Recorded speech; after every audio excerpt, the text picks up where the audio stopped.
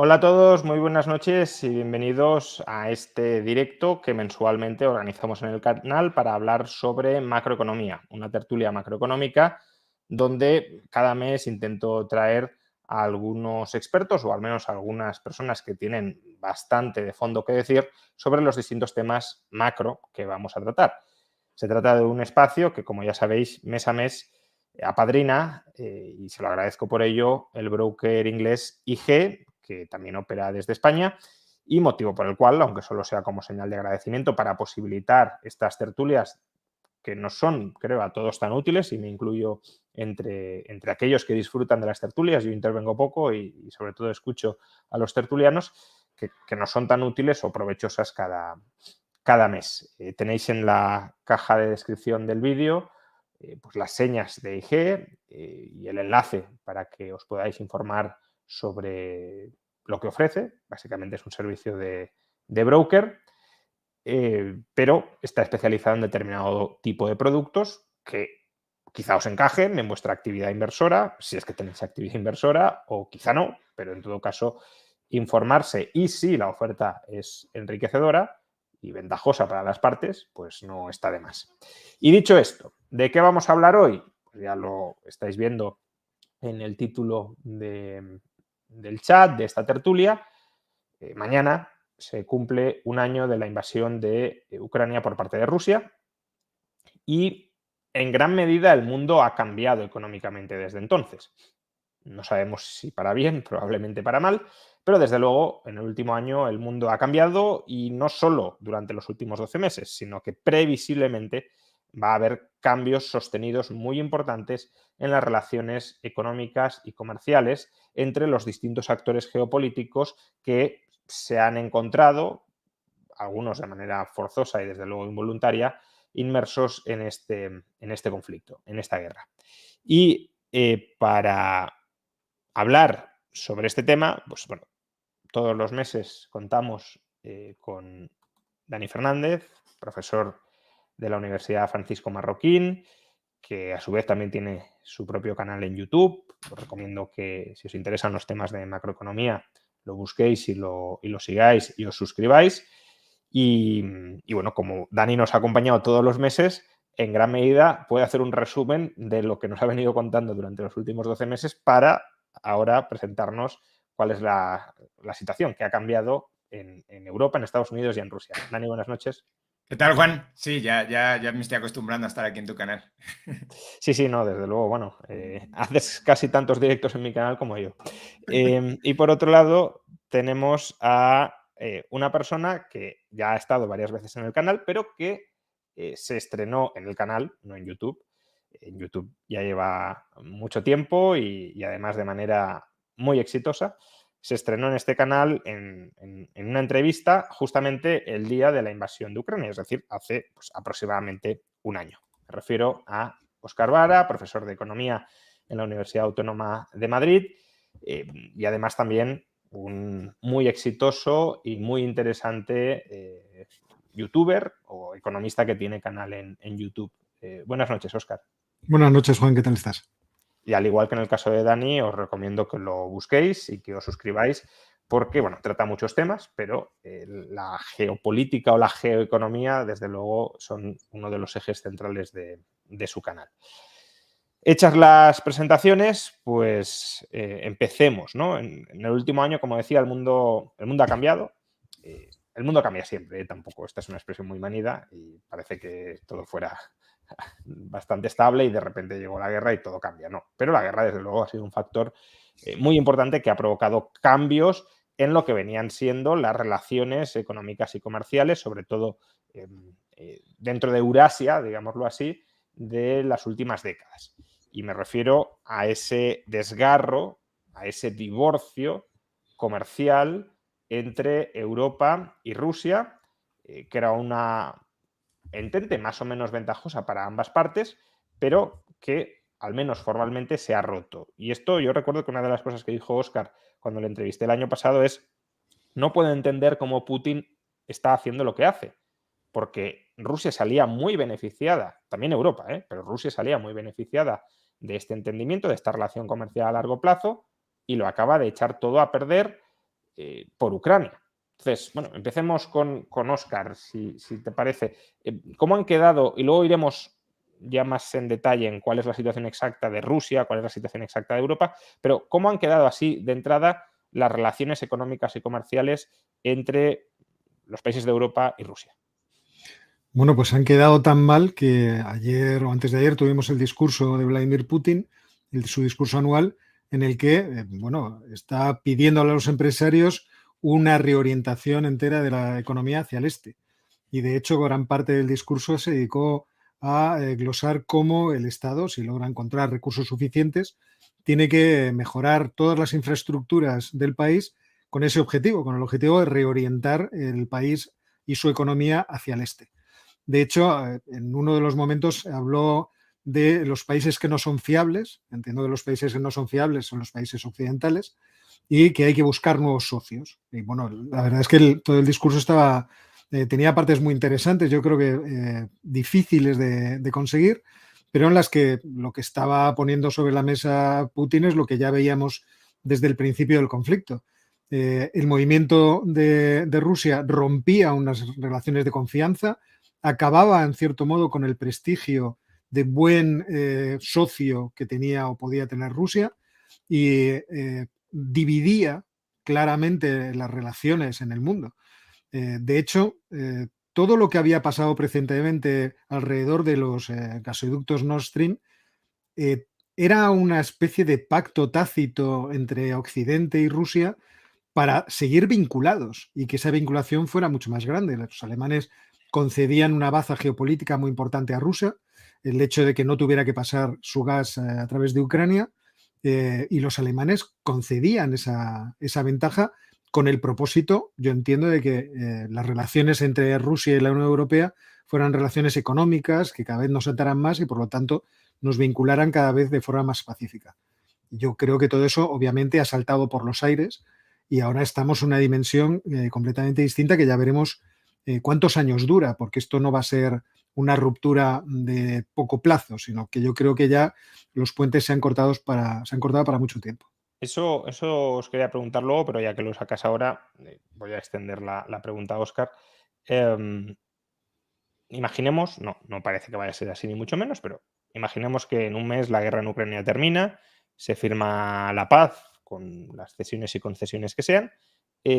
¿No ves ninguna opción de que se restablezcan los puentes económicos y comerciales entre Europa y Rusia? Porque al final era, como digo, una alianza que a los dos les venía muy bien, con lo cual, si potencialmente sigue ese interés en volver a tender puentes, ¿podría un fin de las hostilidades, incluso imaginemos que Ucrania se da por satisfecha? Es decir, que no es una paz humillante para Ucrania y todo el mundo vuelve más o menos a su casa, que ya sé que no es un escenario factible, pero imaginémonos. En ese caso, ¿cabría un restablecimiento de las relaciones comerciales y económicas? ¿O aquí hay algo más de calado que no se va a volver a construir porque ha habido un cambio de orientación política en Rusia y en Europa y por tanto se ha tomado la decisión política de volar cualquier puente con Rusia? Vamos a ver, es verdad que en el mundo de la geopolítica la vuelta a los acuerdos con los enemigos no es una cosa nueva, no sería novedoso. Lo que ocurre es que, como tú dices, el escenario de que pudiera suceder eso es cada vez más difícil de atisbar. De hecho, la apuesta que se está haciendo por parte de Occidente de poner cada vez más armas en manos de Ucrania con la intención de frenar los avances de Rusia, que yo no creo que puedan revertirse de forma muy fácil en el campo de batalla, darían la posibilidad de la negociación. Es decir, si Rusia puede avanzar en los campos de batalla, no va a negociar. Si puede conseguir todo el territorio que desea, no va a negociar. Pero si no puede hacer más que estar defendiendo las fronteras y estar desgastándose en una guerra de trincheras que es realmente pavorosa, yo entiendo que ahí el raciocinio de Putin y de su gobierno debería llevarles en la vía de la negociación. Pero no es esto lo que se nos anuncia algo muy distinto. Pero la negociación política puede conducir a una negociación económica. Ese es un poco... Sí, eso es evidente. Eso es evidente. Vamos, yo siempre pongo el mismo ejemplo. Irak invadió Kuwait, la alianza de los países que se puso en marcha alrededor de los Estados Unidos expulsó a Irak de Kuwait y a los pocos meses se estaba comerciando con su petróleo. O sea, creo que es un ejemplo que puede venir al caso en esta oportunidad. Lo que pasa es que yo no veo a Putin muy empecinado en que todos los puentes se han roto. Veo incluso a Occidente dolido en el sentido de que el daño reputacional de Rusia es muy grande. Es difícil fiarse de alguien que has tenido sentado a una mesa de negociación y toma la decisión de atacar a otro país. Entonces, no creo que esos puentes sean fáciles de volver a arreglar. No creo que la negociación que a todos nos gustaría que se produjese esté a la vuelta de la esquina o sea posible. Y por eso soy realmente muy, muy pesimista con esa posibilidad. Han volado los puentes, pero digamos, no ha habido un cataclismo económico. Es decir, se anticipaba que Rusia iba a caer, se anticipaba que iba a haber un apagón en Europa y no lo ha habido. Más o menos la economía ha seguido funcionando. Dejando de lado que, como digo, más tarde analizaremos exactamente cuál es el estado en el que se encuentra la economía rusa y la economía europea. Dani, ¿tienes alguna hipótesis, alguna explicación de por qué si éramos tan interdependientes y se han roto las dependencias mutuas, no se ha producido el desastre en ninguno de los dos lados que se vaticinaba? Porque al principio parecía que Rusia era la gran ganadora porque muchas sanciones y no se ha caído la economía rusa. Pero recordemos que durante mucho tiempo también se nos estuvo diciendo, es más, yo mismo pensaba que iba a ser así, que cuidado con que Putin corte el gas, que si nos quedamos sin gas ruso, se para la industria alemana y deja de funcionar Europa. Y eso tampoco ha pasado. Entonces, ¿qué está sucediendo? Bueno, yo creo que no se han roto las relaciones, solo se han redirigido. Como sabemos, todavía estamos en un sistema de comercio multilateral y lo que muchas veces han salido las noticias de al final los europeos estamos comprando el petróleo ruso o los refinados del petróleo ruso desde Asia, desde China o sobre todo desde India, ¿no? Pues eso ha pasado y eso desde luego son otros mecanismos que pueden ser no óptimos de cómo se vinculan las economías. Probablemente era mucho mejor el mecanismo que teníamos antes, pero no se ha roto completamente.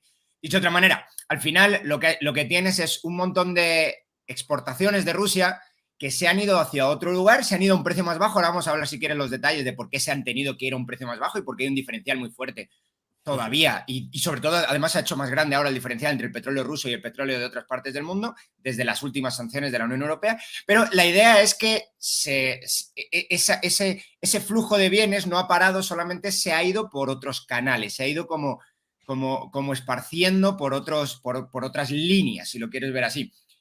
Tanto por la exportación que hacía Rusia como por la importación que hacía Rusia. De hecho, lo que ha pasado es que lo que ha habido son shocks. Cada vez que se ha metido una de estas medidas, ha habido un shock y poco a poco se han ido encontrando estas nuevas vías. De forma que cada vez que metías un paquete de sanciones nuevo, había un shock y una especie de aprendizaje de por dónde podemos volver a comprar el petróleo ruso o los derivados del petróleo ruso, o al revés, Rusia también, por dónde podemos importar los bienes que antes importábamos directamente de la Unión Europea, de Estados Unidos. Entonces se han ido, pues hay una cosa muy divertida de por dónde divertida, no sé si divertida es la palabra, pero bueno, hay una cosa muy entretenida que es cómo probablemente está utilizando Rusia sus exrepúblicas. A mí me gusta el caso de Armenia porque se ve muy claro los datos, cómo está utilizando a sus exrepúblicas o a sus aliados políticos para, en vez de importar ella misma entiendo Rusia, en vez de importar los bienes que necesita para mantener sus industrias a flote, Rusia, que no se puede, pues lo importa Armenia y de Armenia se importa a Rusia. Es bastante entretenido. Esto no ha pasado, entretenido quiero decir, como analista es desde luego fascinante verlo. Pero esto no ha pasado de la noche a la mañana, ha tardado muchos meses en pasar. Y mientras ha pasado y mientras se han buscado esas formas de burlar las sanciones, pues la economía rusa creo que sí ha estado sufriendo bastante. Y probablemente, bueno, ahora vamos a hablar exactamente del estado en el que está, porque se mezclan finanzas del Estado con un gasto, la inflación que está haciendo el Banco Central, con esto concreto que es el comercio internacional. Óscar, ¿puedes contarnos algo más sobre cómo están cambiando los flujos o incluso la división internacional del trabajo, ¿no? Podríamos decir, de pasar de una relación directa Europa-Rusia a relaciones indirectas, y también que se ha perdido, porque no todo se ha redirigido. Claro, ha habido pérdidas netas. Alemania, por ejemplo, ha tenido que pasar a utilizar mucho más carbón porque efectivamente el suministro de gas se ha visto resentido. Entonces, ¿cómo ha cambiado el tablero para que nos entendamos del comercio euroasiático? Bueno, la verdad es que Dani lo ha clavado y tiene obviamente mucha información sobre el tema. Lo hemos visto en diversos ámbitos económicos. En el caso, por ejemplo, de Europa, de Alemania, Alemania ha hecho un sobreesfuerzo tremendo para poder tener una parte de gas que ha perdido a través de gas natural licuado, las famosas regasificadoras flotantes, que en principio nadie sabía si podían llegar a tiempo. Bueno, pues han llegado a tiempo 3 y están otras 3 en cartera. No es una grandísima cantidad de gas respecto del gas que ha perdido, que recibía anteriormente, ya fuera a través del Nord Stream 1 o a través del gasoducto de Yamal. Y por otra parte, Alemania ha hecho un enorme esfuerzo de ahorro de consumo de gas, manteniendo en gran medida su capacidad productiva, que es una de las sorpresas que hemos tenido, porque los anuncios durante la primera parte, por así decirlo, del choque por la reducción progresiva en el suministro de gas por parte de Rusia, era que muchas empresas iban a volar, las empresas intensivas en el consumo de energía eléctrica iban a volar de Alemania. De hecho, yo no sé cuál es la situación de BASF, por ejemplo, que fue una de las más llamativas en ese sentido. Por parte de Rusia ha ocurrido algo que yo creo que todos los que conocemos cómo funciona una economía de mercado sospechábamos. Ante una restricción que se te ofrece por una parte de la realidad económica, tú buscas escapatorias por todas las vías que puedes. Y de hecho, Putin siempre, Elvira Nabiullina, por ejemplo, la gobernadora del Banco Central, en sus discursos siempre ha animado a los empresarios rusos a hacer esa transición hacia otros mercados lo más rápidamente posible. Y confiando precisamente pues, en la iniciativa que tienen los empresarios de tratar de sobrevivir incluso en las más pésimas circunstancias. Y hemos encontrado casos, el de Armenia es un caso muy divertido, yo sí creo que estas cosas son fascinantes y por eso son muy divertidas, o el caso de Kazajistán como intermediario financiero, tratar de colocar los ahorros de los rusos a través del mercado de Kazajistán. Ahí hemos visto cosas realmente muy llamativas que por otra parte creo que no nos deberían sorprender. Es decir, sorprende quizá a las personas que piensan que el mundo está completamente compartimentado y que por lo tanto se le pueden poner puertas al mar en cualquier parte, pero esto obviamente no es así. Es cierto que en ese ejercicio de redirección, la actividad económica que antes realizaban muchas de estas empresas se ha visto muy perjudicada. ¿En qué sentido? Lo que decía Dani, yo tengo que vender, pero tengo que vender con grandísimos descuentos, con muchas ofertas y eso al final tiene una repercusión, obviamente. La economía rusa se ha beneficiado mucho de los picos de los precios de las commodities, de los recursos naturales, durante un buen periodo de este conflicto, pero ya no puede hacer eso. Ahora casi todos esos precios se han reducido y muchos de los clientes nuevos que tiene, sabiendo que Rusia ha perdido una gran cantidad de mercado, pues aprovechan para comprar con grandes descuentos. Y eso está perjudicando, obviamente, a la economía rusa. Ya veremos de aquí a lo que queda de año, todo el año, por lo tanto, de 2023, de qué forma. Pero yo creo que es ahora donde se empieza a ver que ese darse la vuelta, ese romperse las relaciones entre Europa y Rusia, yo estimo que inicia un camino de decadencia de Rusia si es que estas relaciones no se recompusieran. Ahora le voy a preguntar a Dani sobre la situación de la economía rusa y ya empezamos a hablar sobre ello, pero ha sacado dos temas que, bueno, uno por curiosidad y el otro porque además también la audiencia lo está pidiendo. Me gustaría saber tu opinión, Óscar. Uno es, ya lo has expresado, pero ¿cuál es tu hipótesis sobre lo que pasó en Nord Stream? ¿Quién lo voló? Y si a raíz de las últimas informaciones le das veracidad a la idea de que lo voló Estados Unidos. Y la otra es más sobre el background de Elvira Nabiullina, que ha sido desde luego clave a la hora de mantener a flote la economía rusa. Entonces, ¿de dónde viene esta mujer y dónde ha aprendido lo que ha aprendido para gestionar así el Banco Central y la economía rusa? No tengo, pues ahí me pillas absolutamente, no tengo la biografía de Elvira Nabiulina en la cabeza, pero desde luego todas las decisiones que tomó fueron las decisiones adecuadas para parar una situación que potencialmente era muy peligrosa. Yo estaba en un plato de televisión cuando Ursula von der Leyen salió a dar la noticia de que se habían congelado los activos del Banco Central de Rusia.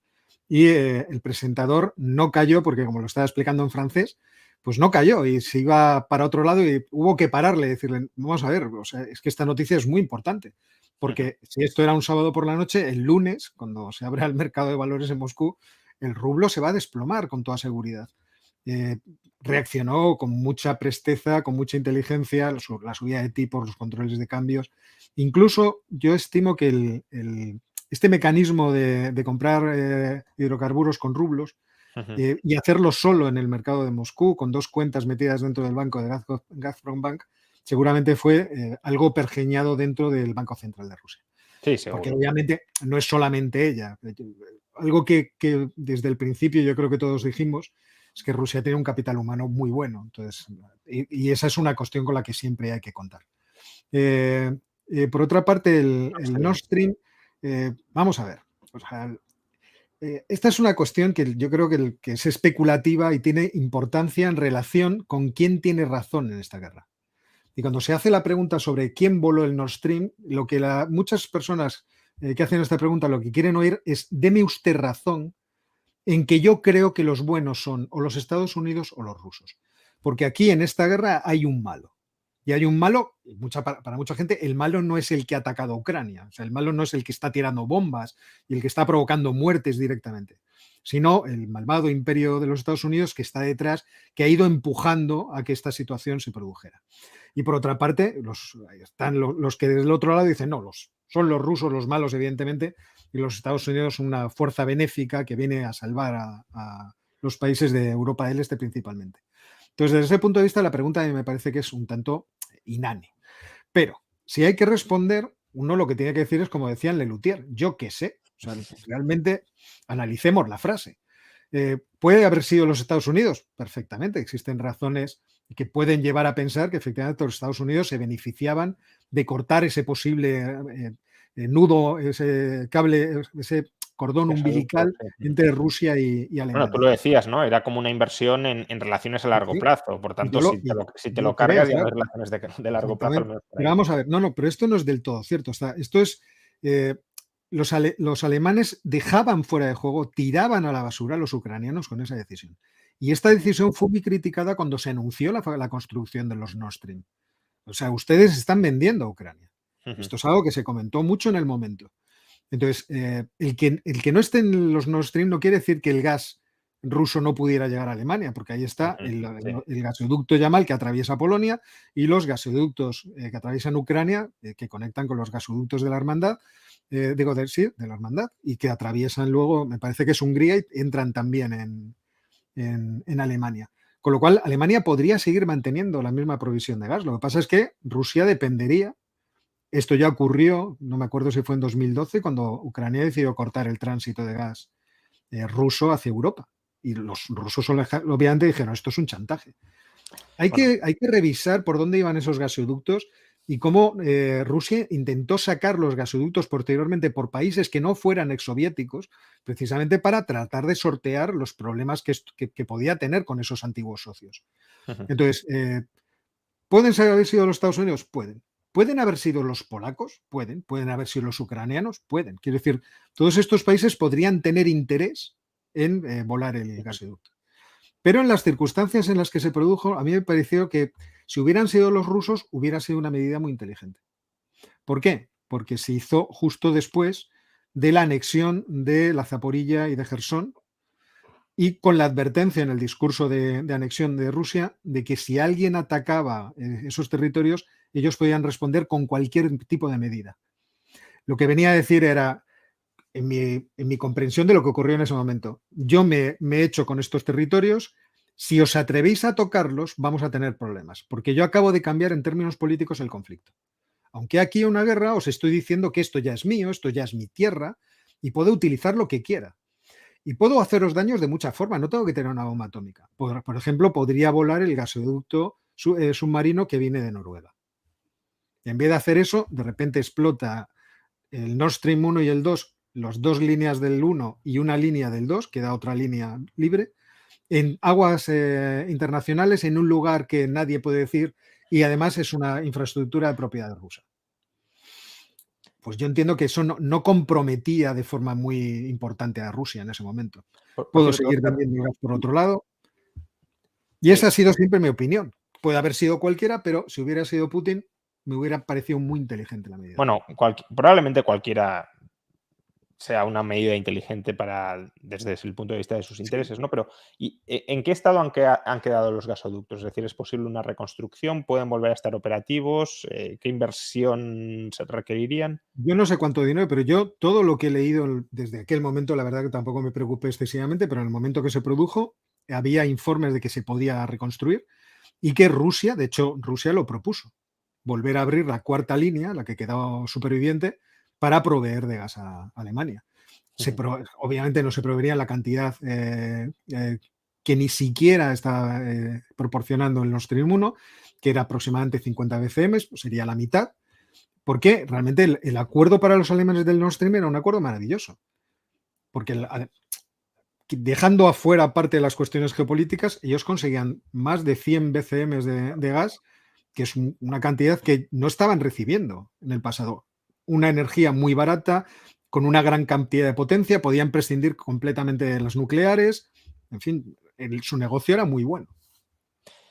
Pasamos ahora a analizar la situación de Rusia. Dani, antes decías que se están mezclando muchos temas de economía real, economía financiera, presupuestos o finanzas públicas.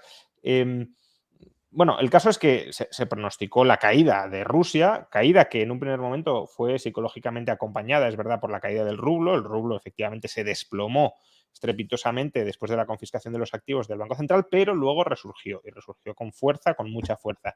Y ahí pues se asocia, bueno, sí, hubo un susto inicial, pero el rublo resistió, al igual que ha resistido la economía rusa y al igual que han resistido las finanzas del Estado ruso.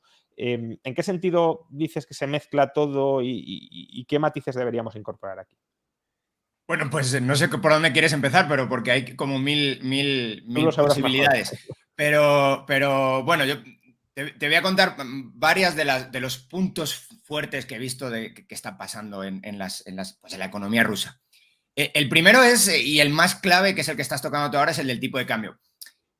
Probablemente estamos comparando una situación con el tipo de cambio pre y post que no es comparable. ¿Por qué no es comparable? Porque antes de la guerra, antes de marzo, el rublo era completamente convertible y ahora no es completamente convertible. Eso no es el mismo régimen de precios, si lo quieres ver así.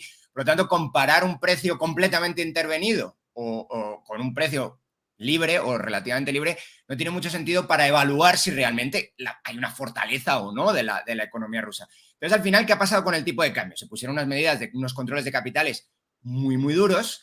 Y aparte también unas medidas de política monetaria tradicional, si se quiere ver así, con una subida del tipo de interés muy, muy fuerte, que ya está más bajo que antes de la invasión ahora. ¿Pero por qué? Porque las medidas tradicionales se hicieron a la vez rápido, sin mucha idea de simplemente tenemos que parar esta depreciación brutal del tipo de cambio. Y cuando intervinieron el mercado cambiario, el mercado de divisas, básicamente, pues lo que hicieron fue decir, bueno, ya no hace falta. Es que ya no hay una posible salida de capitales, que es lo que estaba provocando esto, una venta masiva del rublo. Y entonces eso ya no existe, pero no existe porque no puede existir, o si existe, tiene que ver un poco también con lo que hemos comentado antes, tiene que ser por alguna medida de mercado negro. No puede ser en un mercado formal, explícitamente formal, ¿no? En un mercado en el que tú tienes tu dinero en el banco, lo conviertes a dólares y lo sacas del país. Eso no se puede hacer. Entonces, ¿qué es lo que han hecho? Pues lo que han hecho es evitar la demanda de dólares, tanto por extranjeros, eso lo vamos a comentar ahora también pues, es entretenido ver cómo el precio del mismo bono dentro de Rusia y fuera de Rusia son diferentes ahora, porque el que puede intercambiar dentro y fuera de Rusia son personas diferentes y por lo tanto, y aparte el propio gobierno ruso también diferencia entre a quién puede llegar a pagar y a quién no. y quién puede intercambiar dentro de su mercado.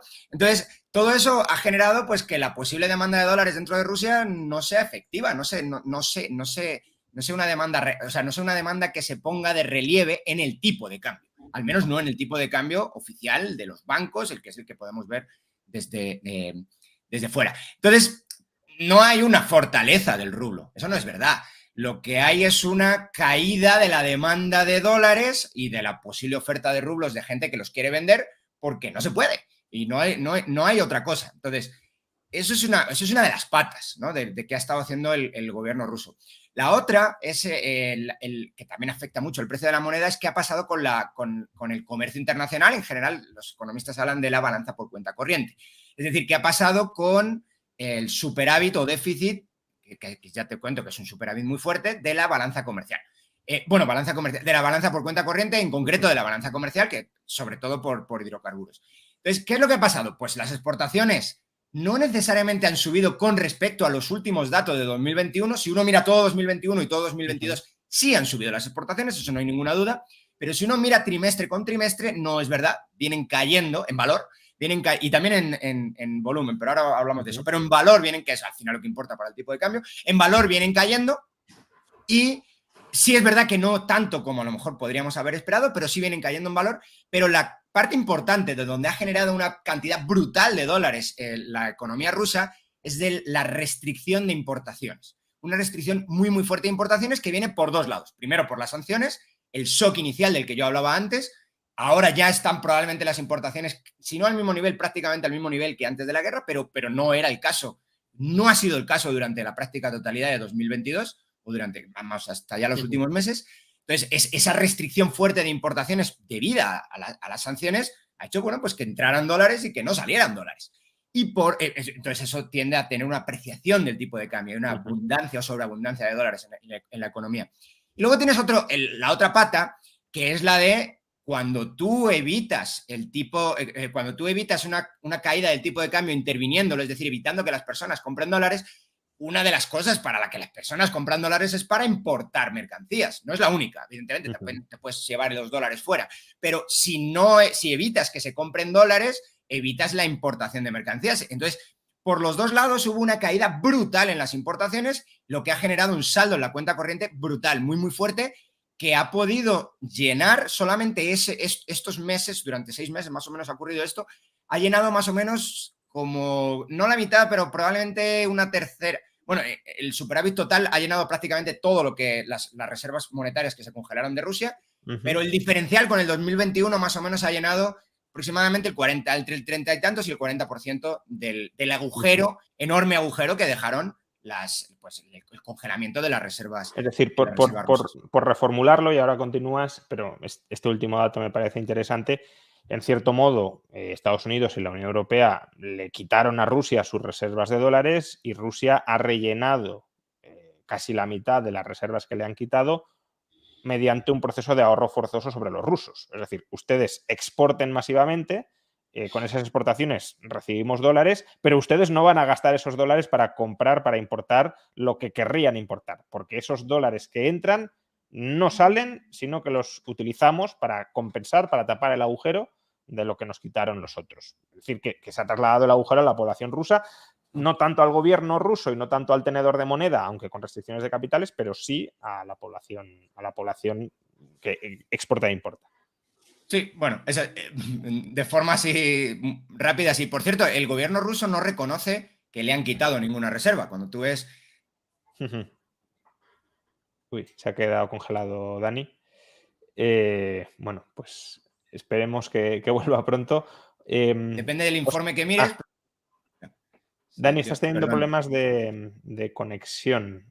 Sí, me acabo de dar cuenta yo también. Bueno, vale, bueno, ahora parece que está bien. Bueno, si cualquier cosa, pues que ya estoy hablando mucho, sino que siga hablando ahora Óscar. Pero bueno, sí, la idea... O sea, la idea base es, te quitaron un montón de reservas, esto evidentemente iba a tener un impacto muy, muy fuerte en la capacidad que podría tener el gobierno ruso de sostener el rublo, y solamente por una expectativa de que esto no pudiera ocurrir hubo una huida de rublos. Pero el gobierno ruso no reconoce, y esto es interesante, ni el Banco Central, depende del informe que mires, pero básicamente los informes del Banco Central, casi todos, te dicen cuántas reservas tiene el gobierno ruso, tiene todas, es decir, no, como si no le hubieran quitado absolutamente nada. Evidentemente entiendo que desde un punto de vista de un gobierno, pues dice, esto es mío, me lo habrás congelado, pero esto es mío. Claro, lo que pasa es que formalmente está congelado, ¿no? Tampoco se lo han expropiado, con lo cual hasta Sí. cierto punto entiendo que digan, no, esto sigue siendo nuestro, no podemos disponer de ello, pero es nuestro. Distinto será el caso, que ya veremos qué ocurre, si en algún momento se toma la determinación de decir, tenemos que reconstruir Ucrania, ¿quién lo va a pagar? Las reservas de los rusos. Pero sobre eso no ha vuelto, que yo sepa, no he vuelto a oír, en su momento lo oí mucho, de que básicamente se iban a utilizar esos 300.000, la estimación, que son 300.000 millones de dólares, se iban a utilizar para reconstruir Ucrania, pero no se ha vuelto a escuchar nada de eso. Pero lo importante es que desde el punto de vista económico son indisponibles. Sí. Si son indisponibles, si tú dejas flotar libremente el tipo de cambio y lo quieres mantener básicamente recogiendo rublos y tirándole dólares al mercado, pues tu capacidad de hacerlo es muy limitada. Entonces, ahí es donde entran, no sé si es el genio que estabais comentando antes de la gobernadora del Banco Central, o simplemente lo que ha entrado es un control de capitales, y con el control de capitales aquí no hay posibilidad de salirte de esto. Hay también algunas cifras, por ejemplo, Vladimir Milov dice que esto ha impactado muchísimo yo no sé y no tengo las cifras, pero que ha impactado muchísimo en la industria de hidrocarburos dentro de Rusia. Es decir, no al gobierno ruso, el gobierno ruso ha conseguido sobrevivir, pero con un ahorro forzoso. Básicamente ahora están obligados, si no estoy mal o no han cambiado en el último mes, están obligados a entregar la mitad de reservas, la mitad de dólares de las exportaciones. De remesas, sí. Entonces, pero claro, esto es un problema grave porque Rusia ha tenido una inflación bastante fuerte.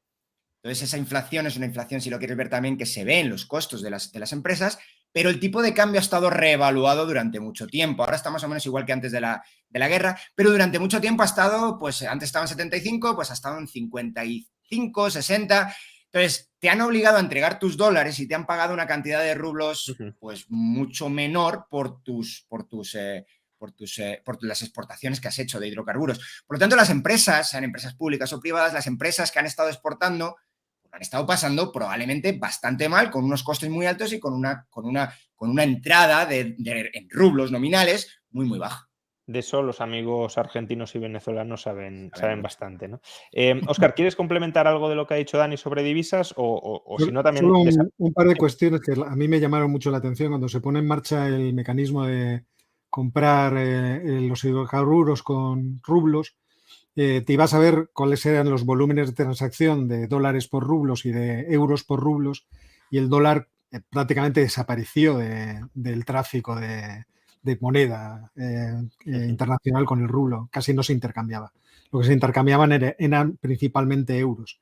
Claro, eso también ayudaba a ese fortalecimiento del rublo, porque realmente se producía una demanda, vamos a decir, en cierto modo artificial, debido a, como ha explicado muy bien Dani, a que ya el rublo no lo quería nadie tocar ni con un palo, pero seguía existiendo una demanda, por así decirlo, creada de forma artificial para que, entiendo yo, se produjera esa revaluación del rublo.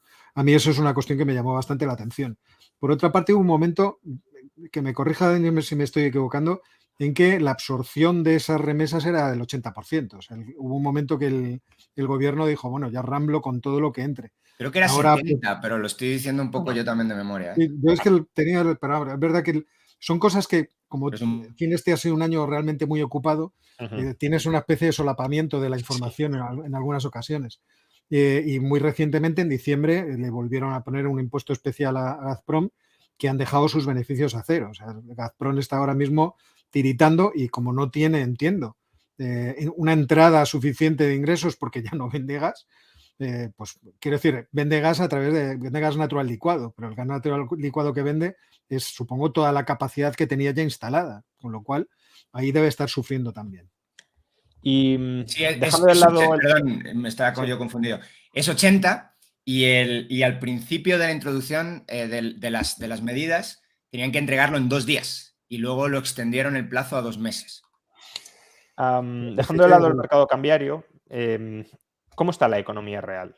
Porque aquí también ha habido revisiones continuas, ¿no? El FMI inicialmente estimaba un hundimiento, no recuerdo si llegó a ser incluso del 10% o cifras similares, y poco a poco ha ido ajustando la caída a la baja. y ahora ya no se habla tanto de cuánto ha perdido Rusia en el sentido de cuánto ha caído, sino de cuánto ha dejado de ganar, de cuánto habría crecido sin la guerra y de, por tanto, cómo la guerra le ha impactado negativamente, pero ya no por hundimiento del PIB, sino por no subida del PIB. Entonces, está tan bien, bueno, también, se ha comportado la economía rusa mucho mejor de lo que se esperaba. ¿Por qué ha sido? ¿O hay algo que no estamos teniendo en cuenta en estos análisis? Óscar. Vamos a ver, la economía rusa todo el mundo preveía que se iba a hundir, no solamente los organismos internacionales, sino también el Ministerio de Economía ruso. O sea, en abril, a finales de abril, el Ministerio de Economía ruso preveía una caída del 12,4% del Producto Interior Bruto. Y luego es verdad que salieron las previsiones de Banco Mundial, Fondo Monetario Internacional, la Unión Europea, todas ellas entre el 11 y el 12% de caída. Desde entonces hasta ahora, la verdad es que han sucedido muchas cosas. Hemos visto en el primer arranque, por así decirlo, de las sanciones, una gran incertidumbre tanto entre inversores como consumidores y una reducción enorme del consumo minorista. Lo que eran los ingresos, la facturación de los sectores minoristas se desplomó de forma atroz. Y también la inversión, la formación bruta de capital fijo también se hundió de forma muy, muy importante. Es verdad que a medida que el proceso, la guerra ha ido avanzando y las sanciones que no estaban dirigidas a donde más podían hacer daño a la economía rusa, que era principalmente, quiero decir a corto plazo, que eran principalmente el sector de hidrocarburos, pues la economía volvió otra vez a arrancar, también yo creo que muy ayudada por el gasto público.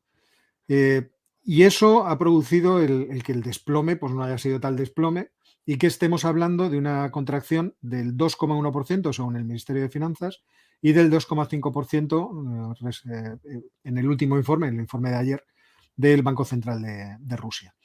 Eso no quiere decir que el proceso de envejecimiento, por así decirlo, que yo creo que ha iniciado el sistema productivo ruso, no vaya a irse profundizando. Cambiar y transformar en un año todo el sistema productivo, todos los bienes de capital que estaban utilizando las empresas rusas, que principalmente eran proporcionados por Occidente, principalmente por la Unión Europea, que si te diría principalmente por Alemania, no me parece que es un proceso que se pueda hacer tan rápidamente como les gustaría. Y eso va a durar. De hecho, China es verdad que ha recuperado los niveles de exportación que había antes de la guerra. Hubo un momento de contracción de esas exportaciones. Yo creo que también por prudencia. China no sabía que se podía arriesgar en las exportaciones y podía incurrir en sanciones. Y China tiene en esto siempre un comportamiento bastante conservador. Y sin embargo se ha recuperado, pero yo por lo que veo... es verdad que está exportando muchos automóviles, porque el mercado del automóvil en Rusia se desplomó de forma... Me acuerdo que en abril la contracción fue del 98% o algo así, o sea, realmente fue brutal. Está exportando mucho electrodoméstico, mucho ordenador personal y mucho teléfono móvil. Por lo menos de acuerdo a las estadísticas de exportaciones de China. ¿Qué otro tipo de comercio se está produciendo entre bambalinas? ¿Qué tipo de repuestos industriales se están pudiendo exportar a Rusia? Esta es una cuestión que no sabemos. Podemos hacer hipótesis, pero realmente no sabemos. Entonces, desde ese punto de vista, es verdad que yo creo que si este proceso de ruptura entre Occidente y Rusia se prolonga, Rusia va a ir viviendo una decadencia en su actividad productiva, pero en una cuestión, por así decirlo, de largo plazo. Y termino solo diciendo una cosa. Es que las sanciones generalmente tienen este propósito, el propósito de atacar en el largo plazo. No, yo no recuerdo, a excepción de que puedas rodear completamente en términos comerciales a un país, no recuerdo casos en el que las sanciones hayan producido un desplome, una catástrofe. Hombre, en Irán lo produjeron porque realmente sí, se produjo una especie de rodeo, ¿no? de cerco. Sí, pero en el caso de Rusia ese cerco a uno se le antoja prácticamente imposible. Bueno, hay bastante literatura sobre si finalmente las sanciones sirven o no sirven, y para qué sirven, y qué efectos terminan teniendo, y muchas veces, vamos, la mayor parte de la literatura no haya efectos demasiado positivos para el propósito que se buscaba con ellas. Otra cosa es valorar las sanciones como mal menor frente a entrar en guerra con un país, ¿no? Mejor En realidad tú lo que estás haciendo es una acción de daño al contrario para que cambie ciertas políticas. En realidad, generalmente la sanción es una parte de una guerra económica, y esa guerra Claro. económica tiene un objetivo concreto que es Sí, lo que pasa es que cambia muchas tu veces comportamiento. lo que hace es enrocar Sí, sí, claro. al que Es quiere evidente. sancionar y reorientarlo lejos de tu influencia, y por tanto, cuando ya no dependo de ti, pues las sanciones que me han apartado de ti, ¿de qué sirven? Absolutamente de nada, Ciertamente, ¿no? ciertamente. Entonces, la economía rusa ha aguantado mejor de lo que todos esperábamos. Vamos, o prácticamente todos, como ha dicho Óscar, incluso los propios jerarcas rusos. Em, ¿Y en qué situación está las finanzas públicas? Porque, claro, al final estamos ante un Estado que está librando una guerra que es costosa, no solo humanamente, sino económicamente, y una parte muy importante de los ingresos del gobierno ruso procedían de los impuestos sobre hidrocarburos. Eh, Problema, pues que desde septiembre el precio de los hidrocarburos, tanto del petróleo como del gas, se han hundido. Y ya no solo eso, sino como comentabais antes, el petróleo ruso cotiza con descuento frente al petróleo Brent. Por tanto, no es solo que haya caído, se haya abaratado el petróleo Brent, es que el petróleo ruso se ha abaratado todavía más por el descuento con el que cotiza.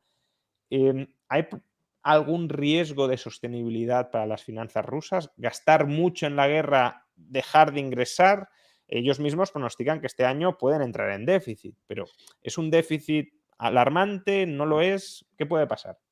No Bueno, sé, Dani, por ejemplo. en déficit ya están. O sea, y es algo que probablemente está sosteniendo, por cómo medimos la economía, es lo que está sosteniendo en parte la economía. Es decir, si tú tiras un programa de gasto público brutal, yo creo que esto es un desastre económicamente hablando, pero desde luego a corto plazo estás generando actividad económica, si lo quieres ver así, tal y como la medimos, así aparece. Entonces ahora mismo en términos económicos, diríamos que hay un programa de gasto público muy fuerte, de expansión fiscal, si lo quieres ver así, en Rusia. Las cuentas públicas rusas se volvieron negativas lo tengo por aquí, deflactadas, lo he hecho deflactado para poder comparar año con año, pero se volvieron negativas en noviembre, si no estoy mal, y inferiores a lo que venía en el año anterior, aproximadamente en junio. Esto es interesante porque se mezclan dos cosas. Primero, hay cierta opacidad en la información. Hasta el 2021 tenemos en qué gastaba el gobierno ruso, ahora no sabemos en qué gasta, sabemos cuánto gasta, pero no sabemos en qué. Por lo tanto, no sé si te puedes fiar del todo exactamente en cuánto gasta. Y por otro lado, sí tenemos una caída todo 2022 en comparación con 2021 en los hidrocarburos, ¿no? En cuanto saca el gobierno ruso de los impuestos concretos a la exportación de hidrocarburos. Entonces hay una caída por ahí, por los ingresos, y luego hay una caída en general en todos los demás ingresos bueno, un mantenimiento relativo que si le quitas la inflación es una caída de facto. Entonces, tienes que por ese lado la forma de medir la actividad económica está medio. Por ejemplo, otro dato que te doy, estaba contando Óscar qué había pasado con los vehículos. ¿Qué ha pasado con los vehículos en Rusia? Más o menos sabemos que se han caído, o hay las estimaciones es que se han caído, en la industria de automóviles en Rusia se ha caído aproximadamente un 60% año con año. Entonces, eso es una barbaridad, evidentemente, pero cuando uno mira la producción industrial se ha caído también, pero a lo mejor se ha caído, lo estoy diciendo un poco de memoria ahora, pero aproximadamente un 2%. ¿Qué es lo que probablemente está ocurriendo? Pues como pasa en toda economía de guerra, lo que hay es un cambio. Hay un cambio desde una producción de bienes dedicadas al consumo final hasta una producción de bienes dedicadas a la guerra. Cuando nosotros nos metemos en una guerra, y sobre todo si la guerra, esto también es importante, sobre todo si la guerra no está en tu territorio, nosotros nos metemos en una guerra, nos ponemos a utilizar toda la capacidad instalada como animales. Tenemos que matar al de enfrente, entonces pues para eso hay que producir todo lo que podamos y vamos a readaptar la estructura productiva, sobre todo la industria pesada, todo lo que podamos para producir pues cañones, balas o lo que sea. Entonces, eso entra en el PIB. Eso entra en el PIB sumando. Y si sumas eso, pero restas todas las demás cosas, en la producción que puede acabar en manos de rusos al final para disfrutarse, pues está cayendo mucho más que ese 2%. Entonces, las estimaciones son que, pues igual que pasa en cualquier guerra relativamente a gran escala, no digo que esto sea una guerra a gran escala planetaria, pero desde luego sí lo debe ser para la economía rusa. Cuando tú entras en una guerra pues a una escala importante para tu propia economía y readaptas toda la estructura productiva para producir bienes de guerra, pues evidentemente el PIB no se cae. No se cayó en Estados Unidos en el 30 en el 40, en el 41, en el 42. ¿Cuándo se cayó? Y esto es lo importante. ¿Cuándo se cayó el PIB en Estados Unidos? En el 46. Cuando tuviste que volver a readaptar toda la estructura productiva que estaba hecha para producir cañones y que la estabas vendiendo al gobierno a un precio de transferencia que te da a ti la real gana, cuando la tienes que readaptar y producir bienes de consumo de nuevo y ahora sí venderlos en el mercado, se te genera una caída de PIB brutal. No es que una caída contable, pero es que probablemente todo el crecimiento anterior era un crecimiento ficticio, basado en una venta al gobierno de una serie de bienes dedicados a matar al de enfrente, con unos precios de mercado que no son de mercado. Entonces, mi intuición es que parte de lo que estamos viendo de una especie de fortaleza de la economía rusa tiene que ver, pues, con una parte nada desdeñable con esto último que estoy comentando. Pero, con una producción armamentística que probablemente está disparada, pero que esa producción armamentística tiene, pues más bien lo que tiene es un efecto de sustitución sobre los bienes de verdad que puedes pues disfrutar la economía, bueno, los ciudadanos rusos. Sí, o sea, si midiéramos por consumo individual promedio, probablemente encontraríamos, bueno, probablemente no, seguro encontraríamos caídas mucho mayores que ese 2,5% y al final es un poco lo relevante, ¿no? Pero justo sobre lo que comentabas le quería preguntar a Óscar, ¿hasta qué punto hay una movilización económica de guerra en Rusia? Sabemos que sí que tienen partes del armamento en términos genéricos donde hay un cuello de botella muy importante y que está habiendo una carrera entre Ucrania y entre Rusia a ver quién se provee mejor de determinados materiales bélicos para avanzar en el frente. Pero ¿hasta qué punto podemos decir, que es la línea que sugería Dani, no lo sé, que está habiendo en Rusia un cambio estructural general para una economía de guerra? Es una parte muy importante de la economía rusa la que se está dedicando a la guerra. Se están utilizando reservas que había de guerra y por tanto no se está forzando a que las fábricas de coches produzcan tanques. Si se producen tanques, ¿es algo masivo o es algo más bien reducido? Es algo, como decía Denis, hay cierta opacidad, hay mucha opacidad en cuanto a la información económica.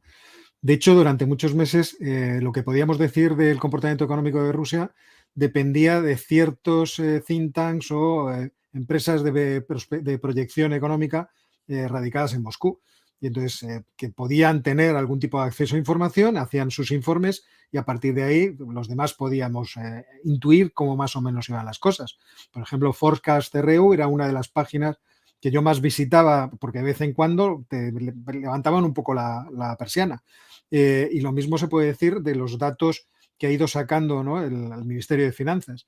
Recientemente el Ministerio de Finanzas hizo un informe en el que, lo tengo aquí delante, daba datos del cambio en el gasto presupuestario del Estado ruso de enero del 22 a enero del 23 y daba ciertos datos que son interesantes con algunos comentarios muy laxos en los cuales uno tenía, bueno, pues que hacer hipótesis creativas, podemos decir. Os leo varios de esos datos, ¿no? Ingresos del Estado, una reducción del 35%. Ingresos de petróleo y gas, una reducción interanual del 46,4%. Ingresos no petroleros, una reducción del 28%. De recaudación del IVA, una reducción del 44,4%. Incremento del gasto, un 58,7%. Ese incremento del gasto, ¿a dónde iba? El comentario que está debajo de la tabla decía, estos son pagos a cuenta de pedidos que se han hecho al sector industrial.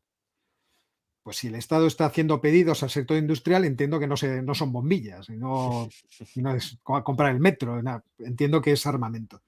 Entonces, no podemos bajar al pie de calle, existen algunas informaciones periodísticas, pero yo creo que los indicios son muy claros de que efectivamente Rusia, una vez que se vio rebasada por las contraofensivas ucranianas, principalmente en el este y bueno, también en Jersón, decidió hacer una acumulación de tropas, tratar de parar aquello, la movilización y tratar de amasar más poderío militar cara a que meses después, es decir, en los periodos que ahora estamos viviendo, pudieran ellos tener suficiente fuerza como para volver otra vez al frente de batalla y romperlo. Es cierto que Rusia pues tiene más mano de obra que meter dentro de la guerra y tiene más capacidad industrial.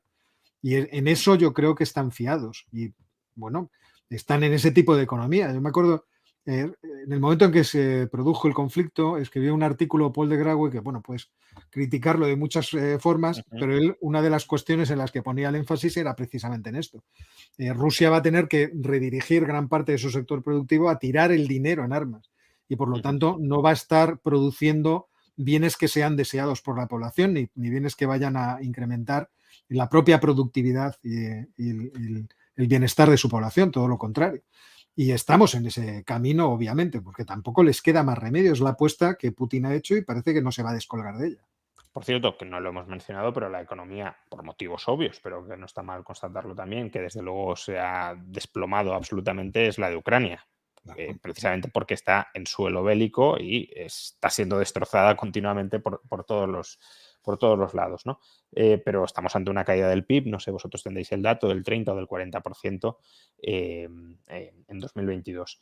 Pero os preguntaba específicamente por las finanzas del gobierno ruso, ¿no? Porque es verdad que no tiene mucha deuda, pero es verdad que ahora está incurriendo en déficit y también es verdad que las sanciones que le ha impuesto el bloque occidental a Rusia dificultan la emisión de deuda en los mercados. ¿Cómo puede conjugarse todo esto? ¿Puede haber algún riesgo o realmente Rusia tiene capacidad para colocar su deuda internamente sin que haya inflación o para colocarla en otros mercados internacionales que no estén en el bloque occidental? Sí, hasta ahora todo lo que el déficit de los últimos, que estaba comentando, de los últimos meses, es verdad que los datos que yo tengo no son tan graves como lo que estaba comentando Óscar. Yo los he sacado del Ministerio de Finanzas de Rusia y los tengo hasta diciembre de 2020, así que a lo mejor esto es mucho peor de lo que yo imaginaba. Pero los déficits que se han acumulado, con lo que tengo en la mano yo, con los déficits que se han acumulado en los últimos meses, son todo financiamiento interno. No hay prácticamente nada de financiamiento. Es una cosa, es muy poco. O sea, no es que no sea nada, absolutamente nada, pero es prácticamente todo financiamiento interno. Y ahora, ¿de dónde viene el financiamiento interno? No lo sabemos. Pero lo que sí podemos hacer es cruzar información con la del Banco Central de Rusia. Y lo que he podido ver es que el Banco Central de Rusia genera un montón de liquidez en el momento del inicio de la guerra. Básicamente eso probablemente lo hizo bien. Hubo un montón de gente que quiso sacar los rublos, no me dejaban los dólares, pero al menos los rublos los sacaba. Hubo un pánico financiero y luego el pánico financiero se fue. Entonces esa enorme cantidad de liquidez básicamente se vio con deuda de bancos para con el Banco Central. Básicamente el Banco Central te da liquidez contra una línea de crédito. ¿Qué está pasando en los últimos meses? Lo contrario. Es decir, lo que está pasando es que el sistema financiero está dejando un montón, aparcando un montón de nueva liquidez, es decir, teniendo un montón de activos contra el Banco Central. Esto además se conjuga con un incremento bastante fuerte en los últimos meses, solo en los últimos meses, de cantidad de dinero en rublos, de cantidad de dinero emitida por el propio, bueno, en general de cantidad de dinero, pero sobre todo cantidad de dinero emitida por el Banco Central. Es decir, el balance del Banco Central está creciendo. Entonces, no sé si esto último hasta ahora estoy seguro de todo lo que he dicho. No sé si esto último que voy a decir, porque no he conseguido la información, si esto último va a ser cierto o no. Es que básicamente el Ministerio de Finanzas ruso, básicamente el gobierno ruso, le esté pidiendo a su banco central comprar esa deuda pública y monetizarla. Esta última es la parte donde yo pues tiro un poco el disparo al aire. Se ha vuelto a congelar, pero bueno, Óscar, puedes seguir tú mismo. Sí, la verdad es que yo estoy en la misma tesitura de Dani. O sea, sospecho que efectivamente se está monetizando deuda. Porque es Perdona, Dani, que te estaba pisando. Hola de nuevo, que se te había vuelto a ir. Corta de vez en cuando. Me va hoy bastante mal el internet, perdón. Pues bueno, no sé dónde me había quedado, la verdad, pero creo que lo que estaba diciendo es que mi hipótesis creo que me he quedado más o menos por ahí, mi hipótesis es que están monetizando deuda pública en los últimos meses, no lo han hecho desde antes. Y creo que no lo han hecho desde antes también porque probablemente el gobierno ruso había estado acumulando durante años superávits fiscales. Y eso lo tenían en cuenta. Y básicamente, probablemente lo que han hecho es, ya se han acabado, otra vez, es una pura hipótesis, se han acabado ese dinero, y una vez que se han acabado ese dinero, están monetizando deuda pública. Pero hipótesis, pura y dura, ¿eh? Yo la verdad es que estoy de acuerdo con esa hipótesis porque yo lo he pensado también, no puedo proporcionar datos. Ayer encontré de pasada a alguien que comentaba lo mismo, lo que pasa es que he perdido la referencia, la he estado buscando esta tarde y no la he encontrado, que comentaba lo mismo, la hipótesis de que podían estar monetizando deuda. A mí se me sugirió esto y no lo voy a encontrar, no vengo tan bien preparado como Dani con los datos puestos en el ordenador, pero es cierto que encontré un informe de un chiringuito kazajo en el que se daba la información de las emisiones de deuda rusa que se habían puesto a la venta en el mercado de valores de Kazajistán y cuánto se había colocado. Y entonces ahí lo que veías era que no se lograba colocar ni el 30% de las emisiones que habían caído en el mercado. Entonces, si no logran colocar la deuda, la forma más eficiente y rápida de resolver el problema es que te lo resuelva el Banco Central. Y sobre todo en una tesitura así de crisis, de emergencia como la que están viviendo. Entonces yo estoy en la hipótesis también, pero efectivamente es hipótesis. Bueno, es lo que se suele hacer en las guerras, ¿no? Monetizar la deuda en el Banco Central y trasladar la inflación a los ciudadanos para que a través de ahorro forzoso financien el gasto militar. Y además con una actividad económica tan deprimida, tampoco es que vaya a ser un gravísimo problema de inflación. O sea. Claro. No olvidemos que la FED se crea en 1913, pero justamente se adapta a la FED moderna precisamente en la Primera Guerra Mundial como proveedor de financiación al Tesoro estadounidense. Bueno, ya hemos hablado de Rusia. Vamos a hablar ahora, si lo queréis, del bloque occidental, es decir, de Europa y Estados Unidos. Y voy a introducir este tema con una pregunta que ha llegado, un superchat de Miguel García, que dice: las guerras siempre son fastidiadas, el problema de esta guerra es que Estados Unidos está ganando toneladas de pasta porque le interesa. La geopolítica muere cuando hay pasta de por medio. ¿Qué opináis sobre esta tesis que básicamente liga las hostilidades con los intereses, ¿no? Es decir, esto lo han provocado aquellos que salen ganando de la guerra. Lo digo porque este es un argumento que puede tener su lógica, no digo que no, pero que en cambio no utilizamos con la India o con China. También podríamos decir que este conflicto lo ha presionado o lo ha empujado China o la India porque ahora están ganando mucho gracias a esta guerra.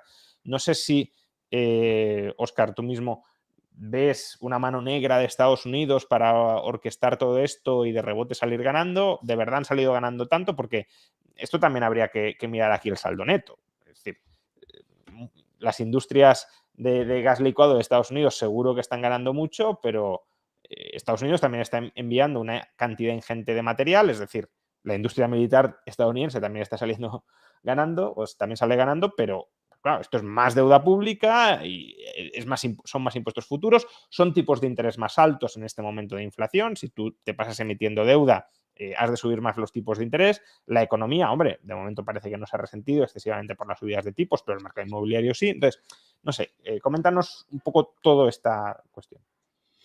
Bueno, empezando por lo primero, me sorprende que la gente piense que Vladimir Putin es tan imbécil. O sea, ese es lo primero que me sorprende. O sea, este hombre cayó en la trampa de los Estados Unidos, una trampa que además todo el mundo podía ver desde muy lejos. Te están empujando al conflicto. Y él se metió de hocicoz y feliz en algo que le iba a perjudicar de forma enorme. A mí ese es el argumento, esta parte es la que quizá me sorprende más.